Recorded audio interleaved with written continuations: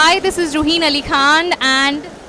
उर्वा रुमानी और सबसे पहले Radhe Radhe. Radhe Radhe, and you're watching us on Access Television. जैसे कि मैम सीन काफ़ी शौक हो रहा है सबके लिए कि आपसे आपकी बेटी को अलग कर दिया गया है, तो आपको कैसा फील हुआ? अरे बहुत ही टूटी हुई गीतांजलि थी, वैसे ही जैसे अभीरा पहले टूटी हुई,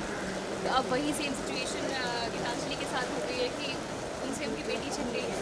भले ही उनका ब्लड रिलेशनशिप नहीं है बट स्टिल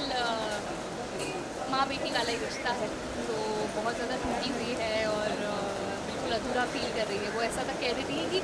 आप जब अरमान पैक कर रहे हो घर का सामान, तो गीतांजलि पूरा ऐसा स्टेटमेंट देती है कि आप ऐसा करो, मेरे हाथ भी पैक कर दो, मेरा आंचल भी पैक कर दो और मेरा दिल ही निकाल के सूटकेस में रख दो, बिकॉज मायरा नहीं है तो ये किसी काम का नहीं है मेरे, तो इतनी बड़ी बात कहना, तो मतलब दैट टोटली मीन्स कि वो पूरा अपनी लाइफ उन्होंने मायरा के ऊपर डेडिकेट की हुई है। So it's that serious.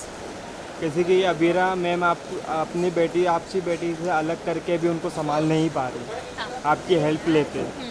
तो आपकी हेल्प लेने के बाद क्या आप उनकी हेल्प करोगे या नहीं? हाँ, बिकॉज इवेंचुअली अगर वो खिचड़ी की रेसिपी मांग रही है या कुछ भी हेल्प मांग रही है तो इवेंचुअली मांग मायरा के ले रही है, और मायरा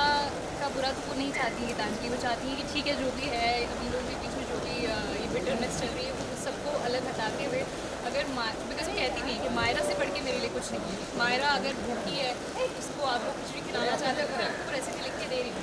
आपको और कुछ नहीं तरफ से हेल्प चाहिए कि मायरा उस चीज़ से खुश हो जाए, तो वो करने के लिए वो तैयार है, because eventually she is living for Myra, तो मायरा को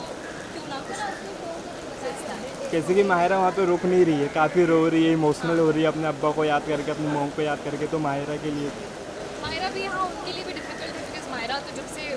when she was a baby तब से ही गीतांजलि के साथ, दद्दू के साथ और अपने पापा के साथ बड़ी हुई है, वहाँ रही हैं, ये सब लोग उनके लिए नए हैं, तो अचानक से पूरी लाइफ में इतना बड़ा चेंज आना और उनका यहाँ आके रहना, फिर से अपनी लाइफ शुरू करना, तो that is also not possible for her, तो उनके लिए भी इक्वली इट्स डिस्टर्बिंग, उनके लिए भी इक्वली इट्स पेनफुल एंड बस, तो शी इज़ ऑल्सो सफरिंग, तो कहीं ना कहीं वो चाह रही है कि मुझे वापस से छोड़ दो आप वहीं, क्यों तो मायरा आपको दर्द हो रहा है कि यहाँ अकेले रह के दीदी और पापा से और दादू से दूर बुरा लग रहा है? आपको कौन सी किसकी ज़्यादा याद आती है यहाँ पे आके? किसकी ज़्यादा याद आती है आपको यहाँ आने के बाद? दीदू की और अरमान सर। यहाँ पे आके आप कितना रोए?